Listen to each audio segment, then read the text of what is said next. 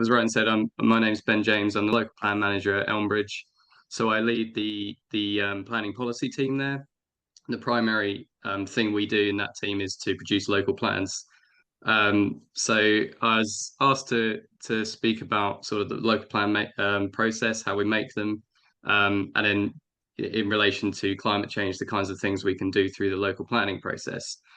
So I've got a few slides. They're fairly high level. I try to keep it kind of high level and quick as possible because there's quite a few sort of topics we can talk about with climate change. I'm aware that planning and planning policy is quite jargon heavy, quite full of acronyms. So please do stop me if there's anything you want clarification on as I go.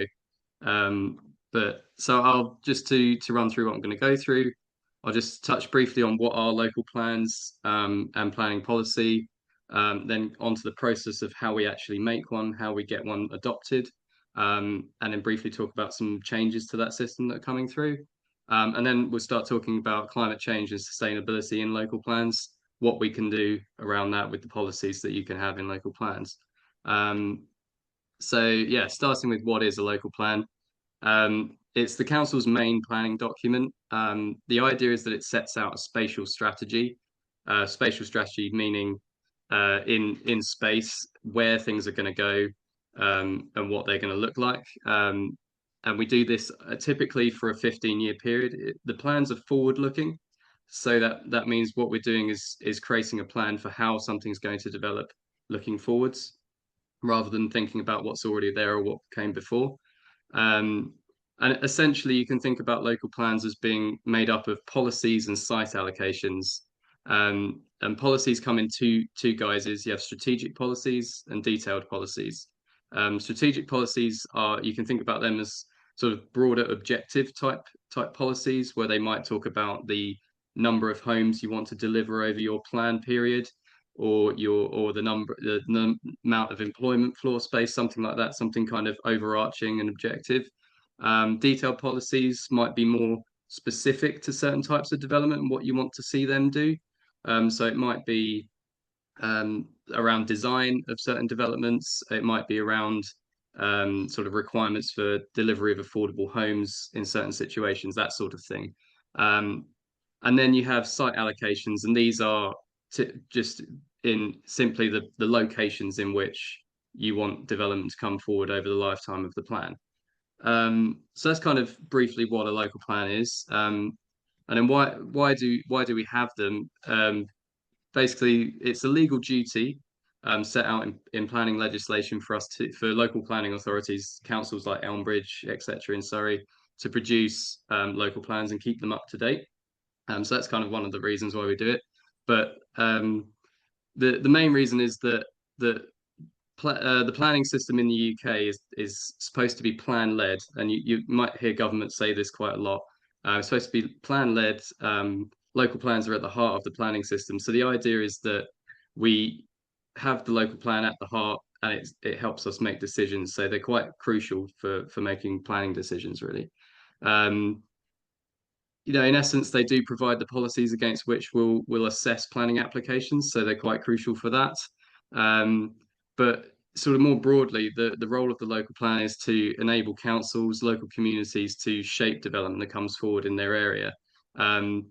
It kind of gives you an element of control over what you can see coming forwards, and you could, without one, you might see more what we call speculative development, sort of things we don't know about, aren't expecting, aren't planning for coming forwards, and it's harder to stop those and control those. Whereas when you have a plan in place, you're already saying we need X development here and here and here. Why do we need something that we don't know about coming here? So it comes a bit easier to control the amount of development coming forwards. So then I just briefly wanted to talk about what do we actually plan for in a local plan before we start talking about climate change, just to give a bit of context about what the kind of role of the local plan is. So primarily, I think local plans are designed to plan for an element of housing and an element of employment floor space to help grow the economy of an area. So what we'll do in the local plan is come to a scale of development that we want to see delivered. So that might be a number of homes, say X thousands of homes, X thousand square meters of employment floor space. And these are all things that have to be evidence based and data driven. And the government gives us guidance on how we come to those ideas of what we need to deliver. Um, but local plans and planning in general is a balancing exercise. So there's an element of, yes, we want to see this much development, but we have to balance that with the protection of our historic environment, our natural environment, the character of our areas. So there's kind of a balancing act of delivering some development, but also ensuring it doesn't overdevelop an area and destroy the environment in the process. Yeah, and so as I said, everything we do has to be evidence based, and we have to be able to justify those policies that we want to put in. So if you're saying we need X amount of housing, for instance, we have to have evidence that shows that that is the case. Um, so and that I'll talk about that a little bit more around the justification because I think that's quite important for the climate change style of policy. But before we do, I just wanted to touch on where a local plan sits in the sort of hierarchy of planning in the UK. So we have various sort of um, levels of it, so to speak. So at the top, you have planning legislation and national policy, which is set out in the National Planning Policy Framework, which we shorten to NPPF. And then there's guidance that is associated with that called the Planning Practice Guidance, that PPG for short. So that sits at the top and kind of dictates what local plans can do. Um, and around most of the country at the moment, you only have those two sort of tiers of policy. You have the national policy and then you have the local policy. We used to have something in between called regional policy. Regional sort of plans, say for the southeast area, is what it used to be. But that was abolished by the Conservatives back in 2011. There is a form of that sort of coming back potentially through the current government that are looking at not the same style of regional planning over such a large area, but they're talking about bringing in spatial development strategies, which is what London has through the London Plan in other areas as well. So, for instance, in Surrey, you might have a spatial development strategy for Surrey, and then the boroughs within Surrey would have their local plans which come under that. And basically, the way to look at it is a hierarchy of the one higher up dictates what the one below can do, and everything below has to be consistent with the one above. So you can't have a policy in your local plan that is completely inconsistent with the strategy or policy that comes above you, if that makes sense. Um, so then, just to talk about how we produce a local plan, it's quite a drawn out, lengthy process at the moment, which is something the government want to try and change. But effectively, this is kind of the process. You start by gathering evidence, like I said earlier, about what we need to develop, what we need to see delivered in a borough to deliver the improvements we want to see. Then there's an element of consultation. Typically, you have what's called a Regulation 18 consultation, which is an early stage draft of a plan, which you might have early drafts of policies, site allocations, and we put that out for consultation to the public. We take feedback, and then we can produce what we call a publication plan, which can also be called Regulation 19. And that one is kind of the final plan almost. You publish that it's not a consultation, it's a representation period. And those representations are taken, but it's not the same as a consultation that we don't really use it to then change the plan in that sense, because effectively once you make this publication version of the plan, that is the one you're going through to the end of the process, and right up until the end where some changes can be made. But basically, you take that publication plan and you submit it to central government, to the planning inspectorate. Planning inspectorate, they are a sort of organisation. They have inspectors who come in as independent assessors, effectively, of local plans. They also do appeals for planning applications. So they will come in and do what's called the examination in public process, where they take the plan that the council has produced, and they analyze it, they interrogate it, and then we have to do public hearings. The public and anyone that wants to is able to attend to ask questions. drill down to, is this the right plan? Are the policies correct?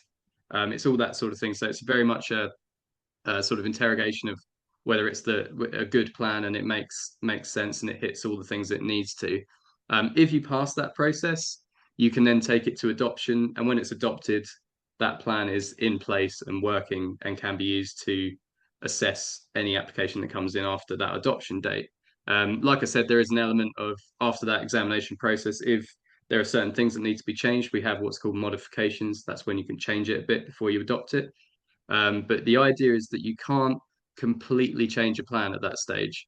It can't be a completely different strategy. They're kind of minor changes, really. You can't suddenly whip out a huge amount of allocations. You can't suddenly whip out a huge number of houses that you want to deliver, that sort of thing. So it's kind of minor stuff. Sorry, can I just, could we move on to the climate change bits now, just because we're conscious of sure. time? Is that okay? Yeah, sure. No worries. Sorry, conscious of time. Yeah. So jumping forward to the climate change bits, what can we do? So with local plans, like I was just saying, the national planning policy tells us some things of what we have to do in a local plan. There's a legal requirement for us to contribute towards climate change mitigation and adaptation. That's quite a broad thing though. It doesn't really give you much detail on what we should do. The NPPF was changed quite recently, and they've come with a little bit more guidance. They're now stating that we have to support the transition to net zero by 2050, which I think is a really good change, because that means we're actually doing something more significant. But I think overall, there's sort of two categories of things we can do with local plan policies. One of those is climate change mitigation, and the other is adaptation. And like I was saying before, we have to justify everything we do. We have to have evidence for why we need to do those policies. So if we think first about the mitigation angle, I think primarily this is about minimizing carbon emissions, right? And it's, I suppose, to the point of net zero. It's not, net zero typically isn't something we'll require at the moment because it's quite difficult to achieve, but we want to minimize those emissions as much as possible. But I think when we talk about emissions in the built environment, in buildings and homes, for instance, we have to understand the types of emissions that we have before we can really understand how we might achieve net zero. So there's two sort of key categories of emissions. You've got embodied carbon, and we use this term to talk about the carbon that's involved in everything that comes to the point of building a building. So it might be the extraction of resources from the ground. It might be manufacturing, transport of those resources to the site, anything like that. Construction materials, bits and bobs. So there's a lot of carbon embodied in a building before you start even thinking about using it to heat it or use energy within the building, if that makes sense. So that's a huge component of the emissions related to the built environment. Operational carbon is then what we call the sort of carbon that's released when the building's in use. So that's to heat it and using energy inside it. So if we think that those are the two key elements of it, and then within planning, we have regulated and unregulated carbon emissions. So it's important to think about the two, because you'll often hear net zero targets being used, but often they'll only cover regulated carbon emissions. Regulated carbon emissions are the ones that are covered by building regulations. Unregulated are not covered by building regulations, and unregulated tends to be things like what people actually use, so plug-in appliances like kettles, computers, fridges, etc. Whereas regulated are more to do with the fixed building services like heating and things like that. So with that in mind, how can we minimize emissions, and how can we ask people to minimize emissions through buildings? I'll touch on these briefly because I know we already mentioned a lot of these in the previous presentation, but the first thing is obviously designing a building to be as energy efficient as possible. That can be through designing the building itself, like orientations, glazing ratios, but then how you insulate it, etc. And then it's how do we supply the energy to the building? Is that generating on-site energy with renewables? We should maximize that. You can also have heat networks in sort of high density development where you can have distribution systems that are lower carbon intensity. And then there is things we can do around monitoring data, so we can see what's actually happening on the ground. If there's any issue, people have done this because often what we found is that targets that developers were saying they can meet weren't actually being achieved once you've built the buildings. And there's a bit of a performance gap in what we thought was going to happen to what is happening. So we do the monitoring to try and capture that. And then it's Ben, used to design, new can you hear me? policies Can and you hear how we me, should Ben? change.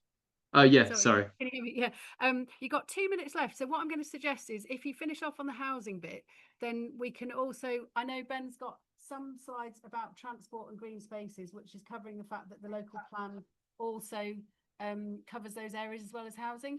I'm going to suggest that you don't cover that in the presentation, Ben, but I'll No worries. No worries. Thanks. Sorry, too much stuff. no, it's all right, don't worry. So if you want to ask anything about green spaces and transport in relation to the local plan, while we've got Ben here, that's absolutely fine to cover that in questions, but we won't cover it in the presentation if that's all right. Brilliant. Go Yeah, ahead. cool. No worries. Yeah, so I've not got too much, just one more slide. So just to jump back to that embodied carbon idea, we have in planning we have concepts called whole life cycle carbon and circular economy, and these try to capture this side of homes and buildings a little bit more.